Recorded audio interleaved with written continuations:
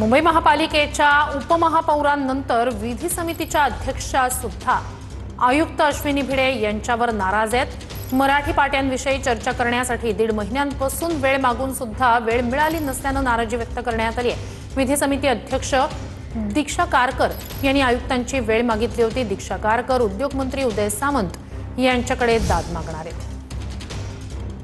अधिक या सगळ्या संदर्भात जाणून घेऊया आपले प्रतिनिधी निवृत्ती बाबर यांच्याकडून। निवृत्ती, नेमकं काय घडतंय पालिकेत? नक्कीच आपण पाहतोय की उपमहापौर संजय घाडी यांनी थेट आयुक्तांचा राजीनामा मागितला होता आणि त्यानंतर आता शिंदे सेनेच्या नगरसेविका आणि विधी व न्याय समितीच्या अध्यक्षा दीक्षा कारकर या देखील आयुक्तांवरती नाराज असल्याची सूत्रांची माहिती आहे। मराठी मुंबईमध्ये ज्या दुकानं आणि आस्थापना आहेत यावरती मराठी पाट्यांसंदर्भात त्यांनी दौरा केला होता आणि त्यामध्ये अनेक अधिकारी जे आहेत त्या अधिकाऱ्यांची कमतरता आहे आणि इतर विषयांवरती या संबंधित बैठक घेण्यासाठी आयुक्तांना त्यांनी 1 जून रोजी पत्र दिलं होतं। 1.5 महिना उलटून गेला तरी अजून देखील आयुक्तांनी त्या बैठकीसाठी त्यांना वेळ दिलेला नाही।